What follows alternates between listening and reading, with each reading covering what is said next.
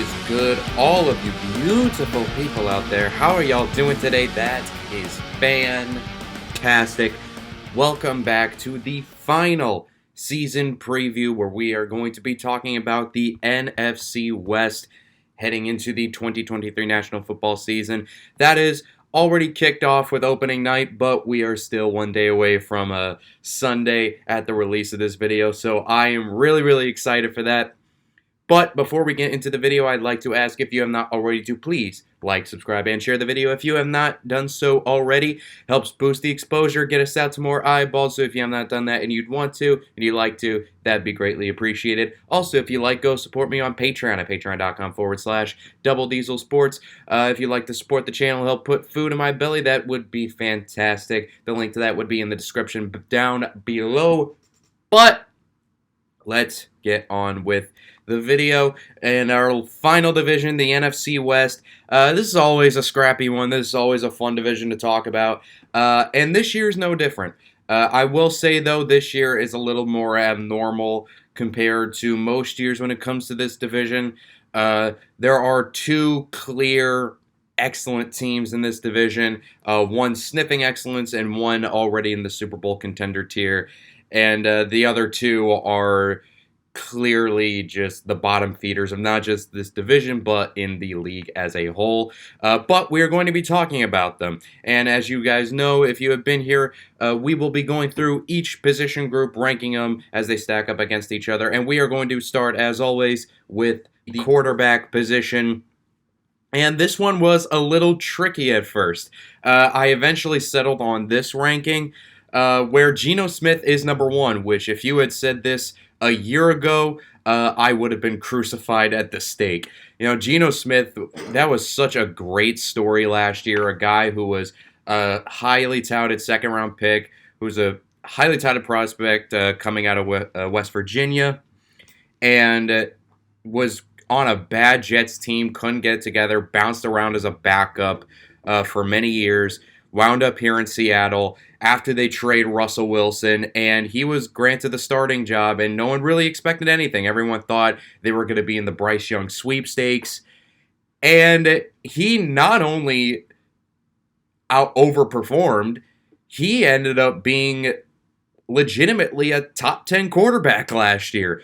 He was exceptional for the Seattle Seahawks last year, got a Pro Bowl nod, led them to a playoff game, where they were competing in that game against the 49ers through three quarters, and then obviously everything fell apart in the fourth. But the fact of the matter is he got them there in the first place. And Geno looks like he's playing with confidence, and he looks like a guy, he got an extension in the offseason, and he looks like a guy that can be a legitimate starting quarterback for a while here in Seattle. And he's part of the reason why they partially felt comfortable not rolling the dice and taking a quarterback in this draft, because he played so well last year. Now, some people will think, well, is that sustainable? Is he a one-year wonder? We'll wait and see. But based on how he played last year, there's no reason why he can't continue that same success this year, especially with an improved receiving core, which we'll talk about later on. Excuse me. And then we get number two. And this was, number two and number three was a bit of a toss-up for me. Because on one hand, we only got half a season from Brock Purdy, and the other half is Matthew Stafford has been such a great quarterback for a long time, a Super Bowl winning champion for the Rams, but last year battled injuries and wasn't even all that great when he was on the field. So it was very difficult. I eventually settled on Brock Purdy at number two, Matthew Stafford at number three. And Brock Purdy, he was another great story. Mr. Irrelevant, the last pick of the draft, steps in after being the third quarterback on the depth chart after both Trey Lance and Jimmy Garoppolo got hurt last year. Came in and was incredible. And he was kind of the epitome of anybody can step in these Kyle Shanahan offenses in San Francisco and be a productive quarterback. But he was more than productive. He was winning games. He was efficient. And it felt like they could actually do some real damage with him under center. And that was a feeling they never got with Jimmy Garoppolo. So he's now going to be coming in as the full-time starter this year, and we'll see it coming in as the guy. We'll see if he really is the guy for the San Francisco 49ers, and this is the year to prove that. So I'm really excited to see how he performs. And then Matthew Stafford, I already kind of said it with him. Great quarterback for a long time and won a Super Bowl, but last year was a definite wasn't great for Matthew Stafford last year. Battled injuries. He's getting up there in age, and his physical limitations are starting to be noticeable. And, even when he was healthy, he wasn't playing like the classic Matthew Stafford of old. So I expect him to be on the downward for sure. And then Josh Dobbs, who wasn't even on the Arizona Cardinals a week ago, is now going to be the week 1 starter for them. And I don't even want to go into the whole thing with Jonathan Gannon and this Cardinals team that is, this front office is openly starting to tank, and starting Josh Dobbs, who, like I said, wasn't even on the team for a full week, and having him start week 1 is a clear telltale sign of that. But Dobbs is short of an average to below average backup quarterback that's been around the league, bouncing around from a few teams for a while now. There's really nothing else to say about him. But now let's move on to these running backs. And number 1 is the 49ers. This is a team that is basically, their whole identity has been wide zone running schemes, utilizing these running backs, utilizing multiple running backs at a time. It's been the theme here ever since Kyle Shanahan has taken over. And Christian McCaffrey, I'll say this. If Kyle Shanahan could create the perfect player for his offense, it would be Christian McCaffrey. Anything you ask of him, he is elite at. He's an elite runner, elite receiver out of the backfield, or if you even line him up outside, he is an elite route runner in that regard. Great hands. They even had him throw a couple touchdown passes last year. He's just the perfect Kyle Shanahan player, and he's been arguably the best weapon in football since even back to his days in Carolina, Christian McCaffrey. But in San Francisco, it's like the match made in heaven. And the worry about McCaffrey is health, because that's always been the thing with him. He's never been able to stay healthy these past few years. But he arrives in San Francisco, and not only does he play like the McCaffrey of old, but he was able to stay healthy throughout the entire half a season he was there. So now with a full season in San Francisco, full season, a full training camp, off season in this system, on this team, I'm super excited to see how Christian McCaffrey performs again. And then Elijah Mitchell is a really nice backup to have. He's another one of these running back by committee guys, a really good in between the tackle runner, has really nice speed to him. He's just a really nice backup running back to have in this system.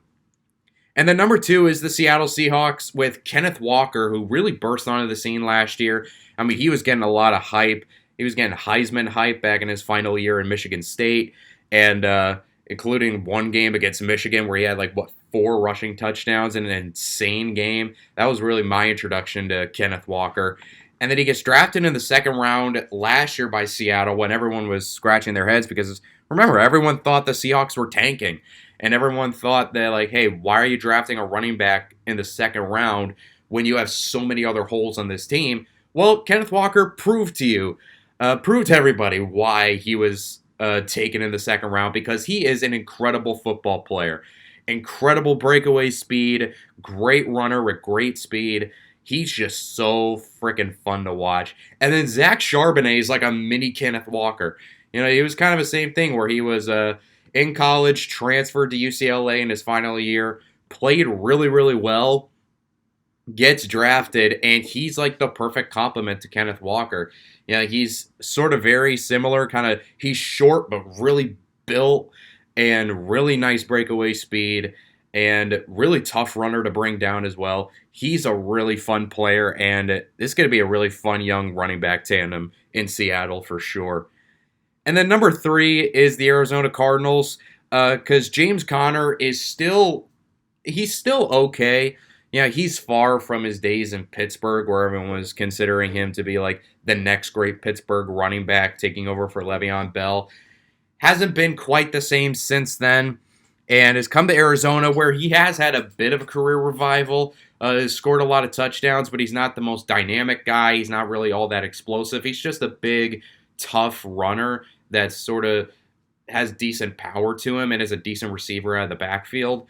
But he's not like this super explosive athlete or anything.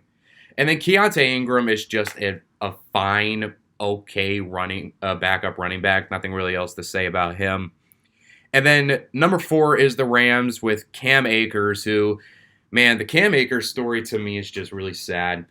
Once upon a time, as a rookie, he was viewed as a potential future star because he had a really good rookie year where he looked so explosive. He had such a great jump cut and cutting ability. And then he tore his Achilles in training camp in his second year and rushed back from it at the start of the playoffs that very year during the Super Bowl year. And I feel like that hindered his ability to regain some of that explosiveness because he has not looked the same. That explosiveness, that cutting ability we saw in his rookie year is almost completely gone now. And it's just so sad to see. And then Kyron Williams, okay, he's the epitome of an average athlete. He's not really all that great of an athlete, but he's just a good, solid runner. That's really all to say about that. And then we're going to move on to these receiving cores, and I am giddy at the idea of watching. And the reason why I say that Geno Smith should be just as good, if not better than he was last year, it's because of this receiving core he's going to work with. First of all, you have DK Metcalf and Tyler Lockett coming back. Arguably the best receiver tandem in the NFL. DK is just your classic X, your big body. Just throw it up to him. He's big enough to fight for it in 50-50 ball situations. And, oh, by the way, throw it to him on a deep crosser, and he has 4.3 speed, despite the fact that he's 6'4", like 235 pounds, has 4.3 speed to just outrun everybody. He is just a physical Adonis. And I love DK Metcalf because he's just so fun to watch. And then Tyler Lockett is still one of the more underrated players in the NFL because of his size. Throughout his career, some people say like he could do so much better in the slot, but he's like the perfect perimeter Z receiver where he is such a great route runner, excellent ball tracking ability. Like, he's probably the best ball tracker in the NFL right now. You know, he was living with Russell Wilson there, who kept throwing him these deep moon balls, and he was just winning them constantly. So he's such a great piece to have here. And then Jackson Smith-Njigba. I was so happy that the Seahawks took Jackson Smith-Njigba in the draft because I was like, that is such a great fit. You know, everyone was trying to say, like, Jackson Smith-Njigba was the best receiver in the class, and he has the potential to be a true number one on the outside. He's not that. He doesn't have the speed for it. He's not the greatest athlete to be a true number one on the outside. But as a slot receiver, he's so technically sound. He has such great footwork, such great route running, really good hands. He's going to be challenging Amon-Ra St. Brown as the best slot receiver in football in his rookie year for sure.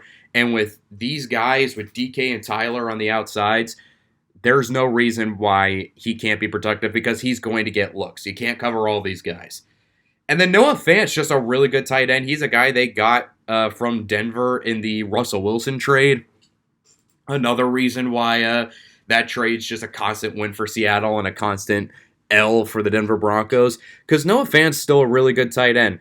You know, his run blocking has not developed in the way some teams have probably hoped it would have, but he's still a really excellent receiving tight end for sure, and he's a really reliable one. He's definitely Geno's security blanket in that regard. And then number 2 is the San Francisco 49ers. It starts with Deebo Samuel, who he's one of the best Swiss Army knives in all of football. You know, he's a guy that They will use him out of the backfield as a running back from time to time, but he's really good as a receiver as well. And a lot of that is because his ability with the ball in his hands, he is one of the more slippery athletes in the NFL when he has the football in his hands. He's so hard to tackle. He's not the most elusive guy, but he's just like quick in a regard. Like he'll still make guys miss in the open field. He's so fun to watch when he's on his game. And then Brandon Ayuk, I'm still holding out, man. I'm still holding out for a Brandon Ayuk breakout because I really like Brandon Ayuk, man. He's so athletic. He can be really explosive, has really good hands. He was kind of in the doghouse for a while in his first couple of years. I'm waiting for Brandon Ayuk to break out, man, because I'm such a huge fan of him. And then Juwan Jennings is a really underrated number 3. You know, he's just sort of the he's one of these jack of all trades, master of none kind of guys, where he's just sort of solid at everything, but not great at any one particular thing. You know, he's just a really good number 3 guy to have in the slot. And then George Kittle, you know, he's battled injuries these past couple seasons, but when he's healthy, he's still one of the best tight ends in the NFL, still one of the most complete and most dominant in the NFL. He's such a great receiving tight end, amazing after the catch. He's so difficult to break down, and he's a fucking maniac as a run blocker. Like, he is probably the best run blocking tight end in the NFL since Gronk. That's for damn sure. And then number 3 is the Los Angeles Rams. And I'm going to talk about Cooper Kupp right now. He is listed here, but he is, at least for week 1, out dealing with, I think it was a hamstring injury it was. And, you know, we don't know when he's going to come back. And, you know, it was kind of the same thing last year. It was a very injury-riddled year, not just for Cooper Kupp, but just for that Rams team as a whole. And it's just, when Cooper Kupp is healthy and when Matthew Stafford's on his game, Cooper Kupp is one of the best receivers in the NFL and the best receiver from a pure production standpoint. That 2021 season where they won the Super Bowl was probably one of the greatest, if not the greatest, single season by a wide receiver I've ever seen. You know, he was incredible that Super Bowl year. But, you know, he battled injuries last year. He's already starting off 2023 with injury concerns. It's just a wait and see with him. And then Van Jefferson is going to have to step up in Cooper Kupp's absence, depending on how long he's out for. And I trust that Van Jefferson can do that. You know, he's a really good as a deep threat, really nice speed, decent hands as well. I expect Van Jefferson to have a breakout this year for sure in the absence of Kupp. And then Tutu Atwell is just sort of your typical small gadget player.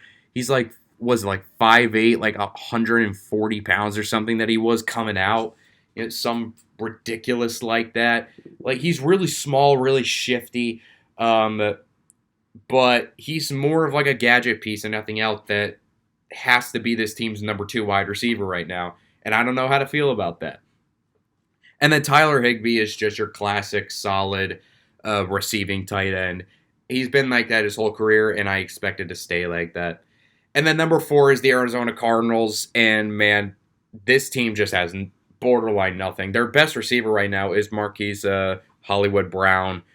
And, you know, he kind of flamed out in Baltimore, improved a little last year, but, you know, he's another one of these small, quick route runner types with good speed, but he's just never been able to get it all together. So I don't know if he'll ever be like this star that some people thought he could be coming out of Oklahoma, but that's really all there is to say about him.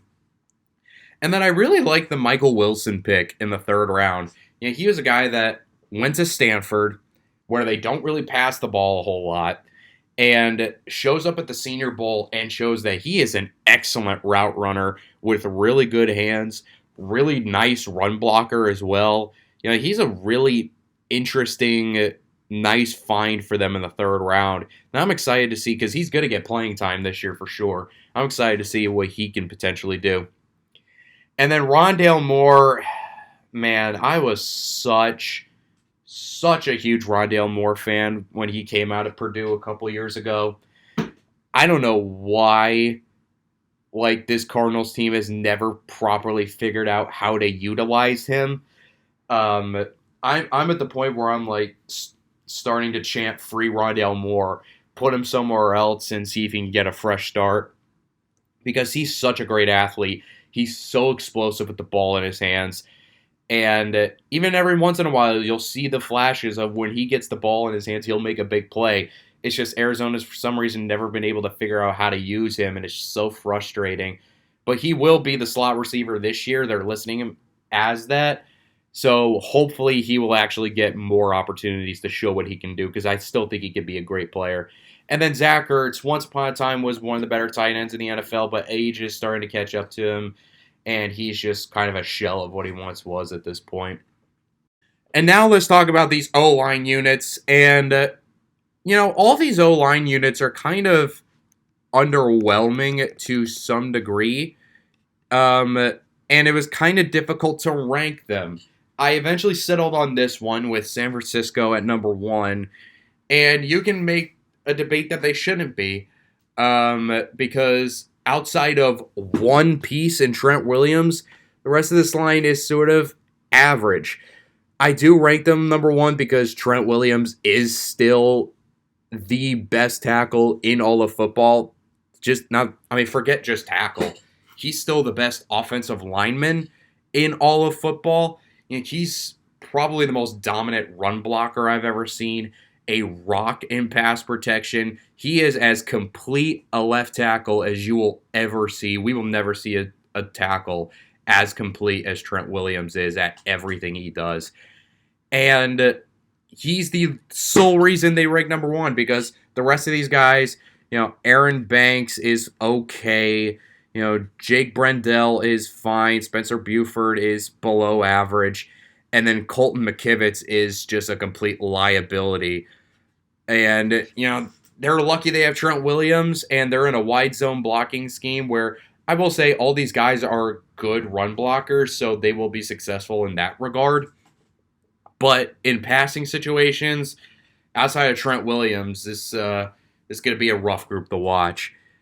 And then number 2, they have the most upside of any of these offensive lines, or really just any offensive line in the league. And it starts with their 2 tackles. They're 2 young tackles who they both drafted last year. Charles Cross in the first, Abraham Lucas in the third. And they were both really, really sound and solid as rookies. And it's rare to get one rookie tackle to come in and be really, really good in his rookie year, let alone 2. So I really like both these guys. Charles Cross is just a great pass protector, or he's not a great pass protector at this moment in time, but he was in college. Was good last year, but with more NFL reps, he will become great. I guarantee you he can be. And then Abraham Lucas was also just really technically sound and held up extremely well against NFL caliber D linemen. And then you get to this interior, and Damian Lewis is a really good player that has improved every single year. Wasn't that good in pass protection when he came out of college, but he was really good in pass protection last year. Always been a really good run blocker. And he is on the uptick to becoming one of the better guards in all of football. And then Evan Brown and Phil Haynes as your center and your right guard. They're both fine. They're both starting caliber guys. Nothing really too crazy to say about them. And then Arizona is number 3 for me. And the reason they rank ahead of the Los Angeles Rams as far as the O-line units are their tackle duo. DJ Humphries is a really good, pretty underrated left tackle. He's just the baseline of what you expect out of a franchise left tackle. Just really good athlete, decent run blocker, really technically sound as a pass protector. He's really good. And then they hope at some point, once DJ Humphries retires, because he has been in the league for a while, that Paris Johnson can take his spot at some point. And Paris Johnson, he hasn't been playing tackle for that long, but he was a monster at Ohio State last year. He's such a great athlete. And, Kyler Murray, who's not playing this year, or at least for the first half of the year anyway, he was demanding and begging the Cardinals to please take Paris Johnson.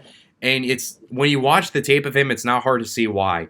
He's just a dominant force at everything he does. Dominant pass protector, dominant run blocker. He's really good. Now it's a matter of, we said the same thing about guys like Evan Neal last year, where we thought he was by far the best tackle in the class, and then he sucked in his rookie year. It very well is possible that Paris Johnson could flop in his rookie year. It is very, very possible that can be. Now, am I expecting him to flop after his rookie year? If he does, no, I don't think he can. I still think he will be a very, very good tackle, whether on the right or the left side, for a long time to come. Now, he is moving from the left to the right, so that will be a question, because like I've said throughout this series is, some guys can move both sides and play well, some guys just can't. So we'll find out if Paris Johnson is one of those guys or not. And then I'm not going to spend too much time on this interior because they're all just sort of average to below average starters. Will Hernandez is okay. Elijah Froholt is a backup player that's asked to be this team's starting center this year. And then Elijah Wilkinson is just sort of another one of these backup types that, because the depth here is so thin, is being asked to start. And then finally, for the O-line units, is going to be the LA Rams. And the best thing they have are their two tackles.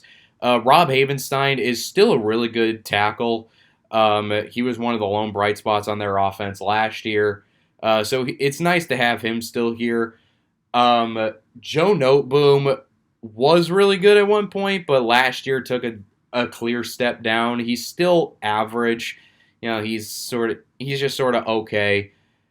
But, that's the best thing they have, because this interior is woof. Brian Allen as your starting center is just bleh. They drafted Steve Avila in the second round out of TCU. Decent athlete, decent run blocker, and that's pretty much it as far as he goes. And then I don't really know much about Tremaine Antrim. Now let's move from the offense to the defensive side of the ball, starting with these D-line units. And to me, there's a clear number one with the San Francisco 49ers. This is just an insane unit, starting with their newest, highest paid defensive player in the NFL with Nick Bosa. Just signed that huge contract a couple days ago. And man, oh man, is he is special, man. He is, alongside with Micah Parsons, as the best defensive player in all of football right now. He's just so unblockable. He's so strong, so quick off the ball. He is borderline unblockable. And there's really nothing really else to say about Nick Bosa. We all know how great he is. And then these other guys are also really good. Drake Jackson is probably the weak link in this group. Good athlete who was, I think, a third-round pick at USC last year. Has some good strength, good athletic upside. We'll see what he can do. And then Eric Armstead is still really underrated as one of the more underrated defensive tackles in the NFL. Still an excellent pass rusher. He's been so consistent for so many years in this defense. And then Javon Hargrave is the big free agent signing from the Philadelphia Eagles last year. And he was really damn good as a pass rusher last year and really good as a run defender as well. So having him in San Francisco with these guys, I can only imagine he's going to eat as well. And then number two is the LA Rams. And really that's only because Aaron Donald is still here. And I know Aaron Donald is still up there in age, but he's still one of the better defensive players in the NFL. He's not the best player in the NFL anymore, as he once was even this time last year. But he's still freaking great, man. He's still so dominant. He's still a handful for offensive lines to deal with. He's still so strong and so powerful and such a great pass rusher. He's still a game wrecker, man. and there's no doubt in my mind he's a future Hall of Famer. And then that's pretty much it, because the rest of these guys are not that good. The only guy really you should keep your eye on is Byron Young, the Tennessee Byron Young, who's a rookie. There were two Byron Youngs in this class, one from Tennessee and the other from Alabama. The one the Rams took was the Byron Young from Tennessee, and he's just a solid pass rusher with good athletic upside. So he's the only other guy worth looking at here, because everybody else is not really much talking about. Jonah Williams, Bobby Brown, they had to get playing time last year, and they're just sort of blah, you know. And then Michael Hochett is a backup level player that has to get starting reps this year. And then that's pretty much it for that. And then number 3 is the Seattle Seahawks. And this is another intriguing group, because they do have some guys that I'm like, hey, keep your eye on. Uchenna Nwosu had a bit of a breakout year last year after they signed him last offseason from the LA Chargers. And some people are expecting him to regress back to the mean. And we'll wait and see, because he did play really, really well last year from a pass rushing standpoint. We'll see if he can continue that. And then the only other guy that I'm like really excited about is Draymond Jones. It was a free agent pickup from Denver. A really solid pass rusher, really good as a run defender, which is good because this team was not great at defending the run last year. So having him here was a really nice signing. I don't know if he was better than Shelby Harris, but we'll see. And then Jerron Reed is just a really solid nose tackle. Mario Edwards is a good guy that's been around the league for a while now. And Boye Mafe was a guy they drafted, I believe, last year, if I'm not mistaken. Yeah. And he was a guy that everyone was really excited about when he came out of Minnesota. You know, really good athlete. Everyone was expecting him to break out. I don't know. We'll see. And then the Arizona Cardinals, man.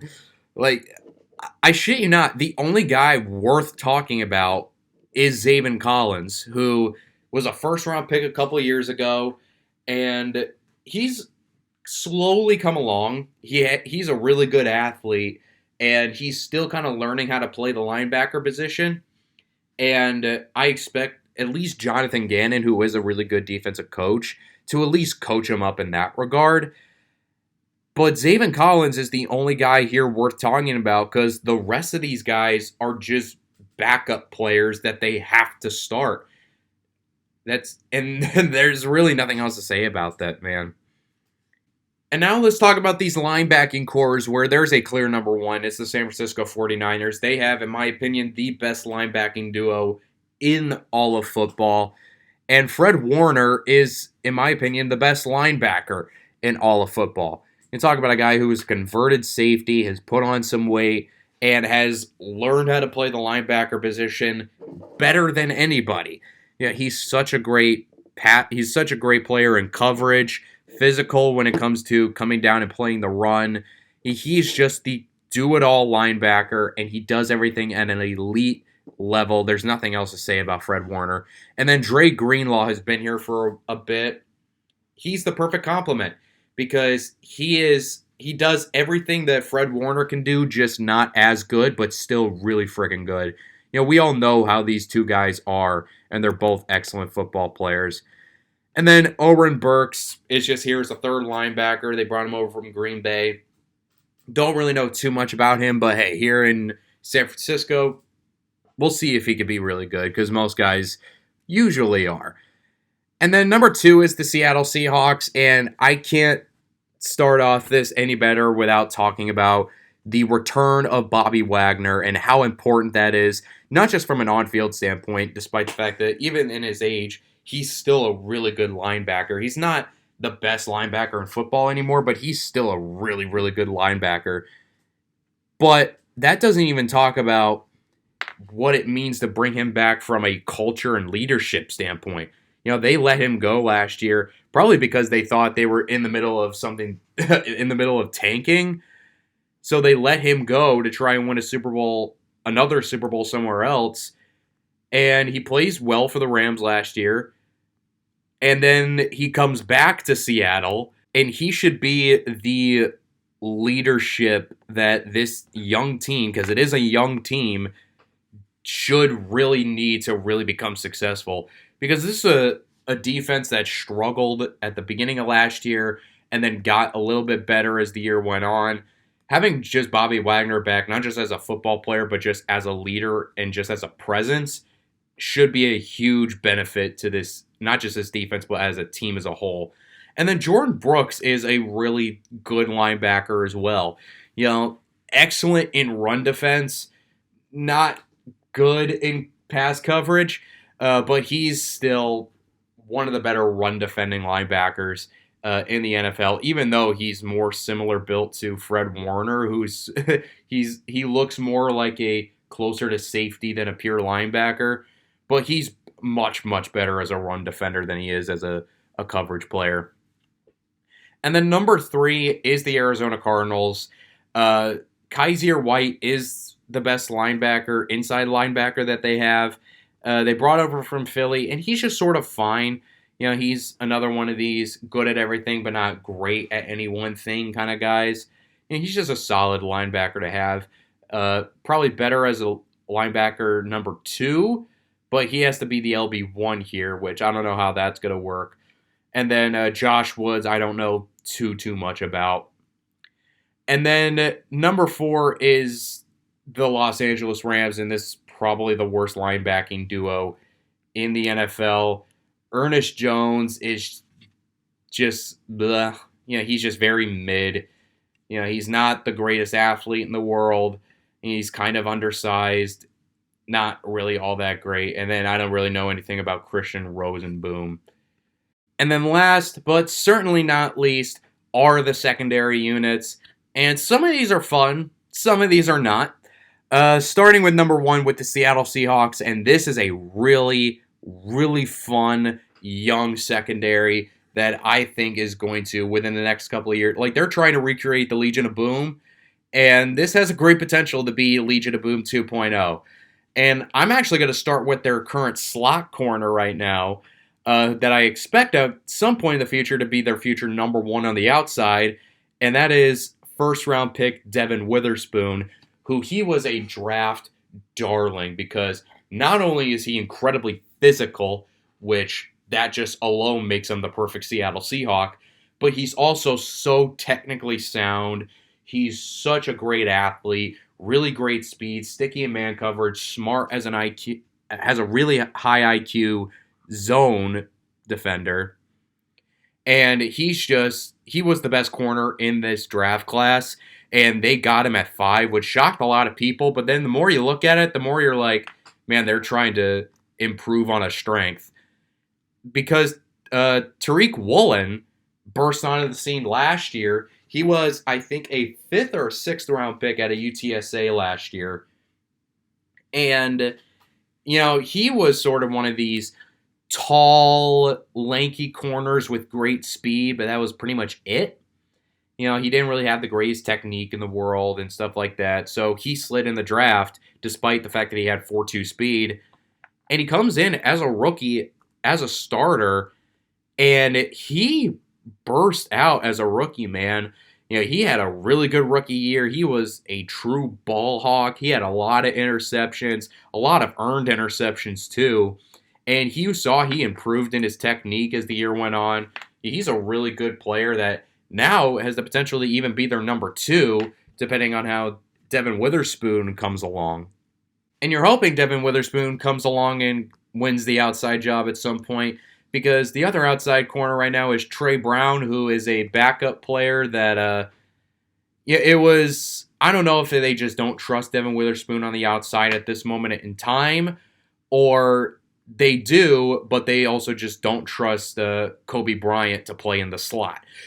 But regardless, Trey Brown is the other outside corner, and he's just, not the greatest athlete. He's a backup player that's being asked to start right now. But then you talk about these safety duos, and not a lot of people talk about these safeties, or at least not enough as they should. Quandre Diggs had a bit of a down year last year, but is still a leader on this team. He's still a really good free safety, still rangy, still decent ball hawk. He's still a really good safety in the NFL. And then Jamal Williams has gotten a lot of slander thrown his way because he hasn't been as good as he was with the New York Jets. But, he came to Seattle, wasn't that good his first year or two, but he's come back around and is reasserting himself as probably the best box safety in the NFL because he's such a physical and great run defender. He really is a linebacker in a safety's body. So, he's still not the greatest coverage player, but with his skill set and how they use him, they don't really need him to be. So he's just, I feel like he's kind of underrated at this point. And the number 2 is the San Francisco 49ers. And Charvarius Ward was a big free agent signing from the Kansas City Chiefs last offseason and has come in and is just, he's the baseline of what you expect a true number 1 corner to play like. Really solid athlete, really good in man coverage, really good in zone coverage. Anything they ask of him, he's going to play really, really well at. So he's a really good number 1 corner to have. And then Deommodore Lenoir kind of burst on late last year in the last 5 games or so where he really started to get confident and was playing really, really well to the point where they feel comfortable, putting him as the number 2 corner on the outside this year. And based on how he performed last year, if he keeps that up and comes into this year without skipping a beat, we could be looking at one of the better underrated corner tandems in the league with him and Charvarius Ward. And then the Isaiah Oliver signing was very sneaky. He was a guy that some people had their eyes on for Atlanta last year. He's just really solid and sound at everything. And I think coming here to San Francisco, I feel like his play should significantly improve to what it was in Atlanta. And then this safety duo is really interesting to talk about. Tashaun Gibson is a veteran player. He's been around the league for a long time, has worn a bunch of different hats, and has been an elite to very good player for multiple teams now. And here in San Francisco, he's not as great of a player as he once was, but he's another one of these veteran types in a young secondary to be the leader for, but also is still a really productive player at his age. And then Te'Lahona Hufanga, had a lot of hype last year, played really, really well, and I expect him to be even better this year. A lot of people were comparing him to Troy Polamalu, mainly because he plays strong safety and he has the long hair. He's not Troy Polamalu. Nobody will ever be Troy Polamalu, but he'll still be a really, really good player for sure. And then number 3 is the Arizona Cardinals. And the best thing they have right now is the safeties. And it starts with Budda Baker, who demanded a trade earlier this offseason. He was eventually talked back into staying, and thank God, because he's the best defensive player they have, not just in the secondary, just on this defense as a whole. He's such a great run defender. He really is the heart and soul of this defense. He's improved a lot over the years as a coverage player as well. He's another one of the more underrated players in football. And then Jalen Thompson, is just a really good classic free safety with really good range, good playmaking instincts. He's another really fun player to have here. And then these corners are not the best. You can definitely do worse than these corners, but you can also do better.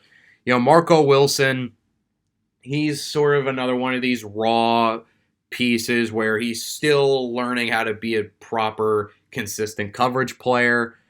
Keitrell Clark was actually a really interesting one because he's really good in the system they play here, which is a lot of quarters, a lot of zone situations, and it helps because he's more thin, he's more on the smaller side, but he's really smart as a zone player, really instinctive, so I expect him to be really good.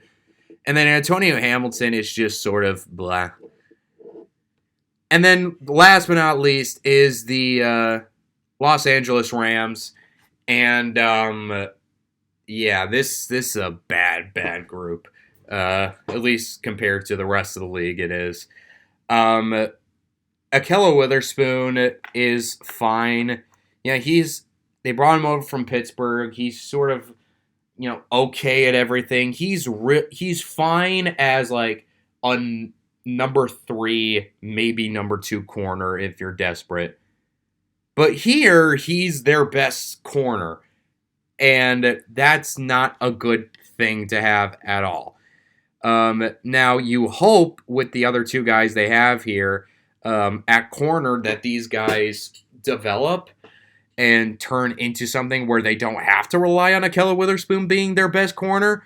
Darion Kendrick was just a fine player who they drafted in I think it was the 6th round last year. He's just sort of okay. He's still a young developing player that still isn't the greatest coverage player. Kobe Durant made some splash plays last year, especially late in the year, but we'll see how he is as their starting slot.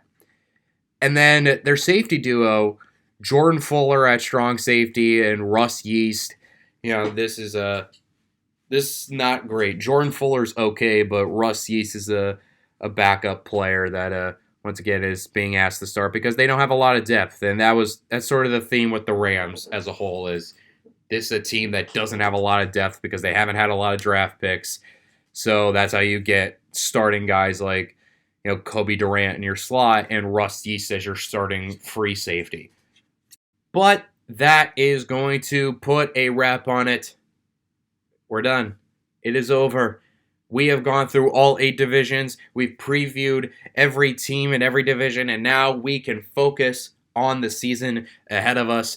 Just a little bit of a quick rundown. If you have stuck around to see what the season ahead of us is going to be like, what the schedule on the channel is going to be, I will be continuing the Sunday Night Football streams every Sunday for all 18 weeks of the regular season. And for the podcast, I will be moving it from Wednesday, and I will be moving it to noon, specifically on Tuesday, the morning after Sunday Night Football. And I will be doing those live here on YouTube.com.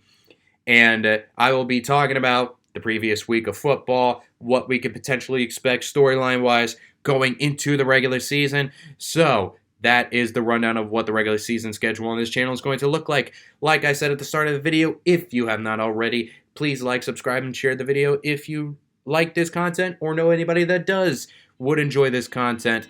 And also, if you want to support me on Patreon, the link to that will be in the description down below. With that being said, I'm Double Diesel. Peace.